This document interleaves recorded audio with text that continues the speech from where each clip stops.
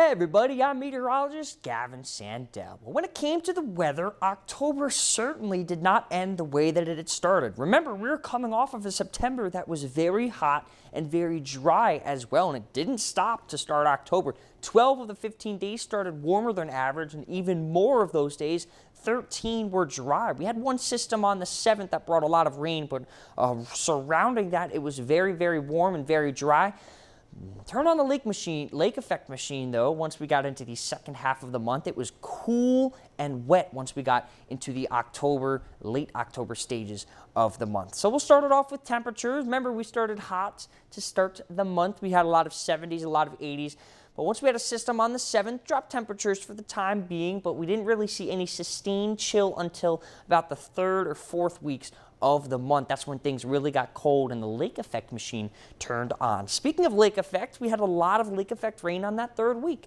Lots of hundreds of inches accumulations, but there were 3 systems that I do want to talk about on the 7th. That was a huge drought buster for our area. Also on the 19th, it was pretty warm on the 18th, but we did see some sustained rainfall on that day. And also remember, the day before Halloween on the 30th, we got over an inch at the airport, officially putting us above the average for this month, exactly an inch. Our total rainfall, 4.34 inches for the month of October. We also, remember, October falls just a little bit in terms of temperature, and this is usually the time of year where we get our first frosts and freezes. The 30-year average for frost is October 6th, and we were 3 days late for that on 2025. We were on October 9th, and also freezes just a little bit late, but still pretty much on schedule. October 17th is when we got it.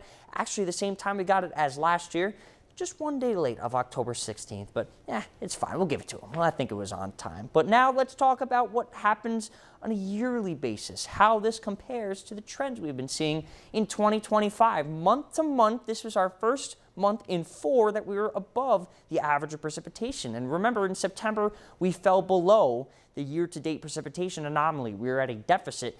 Now we are 1 inch or 1/100th of an inch above it. That's as close as you can get to average, but a little further in terms of temperature. We're still riding just a little bit above average now as of October 31st, 3/500ths of a degree above average, but this is the 2nd straight month since August that we are above average in terms of temperature. So we were warm and we were also wet in October. What will happen for November? In the next 6 to 10 days, we're favoring a cooler pattern. Remember, we could see some snow showers in our area next Monday, so we'll have to check in and wait about that. But I think it gets a little more wishy-washy once we get to the later stages of November. Remember, the weather gets more volatile once we get to the latter portions of the winter, and I think it's going to be a bit of a mixed bag for precipitation, although they are favoring an above-average period of warmth for the month of November. But even with this slight favorability towards above-average temperatures, it's looking more and more likely that this year will be our coldest